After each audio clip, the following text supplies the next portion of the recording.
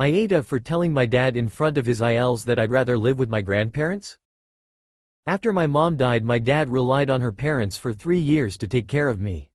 15 meters, was 3 when mom died. They would pick me up at 7 a.m. from dad's house and take me to their house, and dad would pick me up at 8 p.m. after he was finished work, errands. They were more like parents to me than he was. He worked 6 days a week, and typically most Sundays I spent at least 4 or 5 hours with them too. They took me to my first day of school, picked me up early if I was sick. They were there when I was sick. My earliest memories are of my time with them. I don't really remember dad from back then. This changed when my dad met Beth. One minute it was me going to my grandparents every day, and then Beth lived with us, and suddenly I was home with her instead. My dad and grandparents fought about it a lot, and he ended up telling me when I was 7 that I wasn't going to see them anymore, and he and Beth were getting married. A month before the wedding I was sitting in front of a judge and being asked questions about my dad, my grandparents and stuff. The judge was nice. I don't remember a lot of our talk, but afterward I did get to see my grandparents again. My dad wasn't happy. I was 10 when my grandparents admitted they had to take dad to court to see me again. My dad hates that I see my grandparents as much as I do.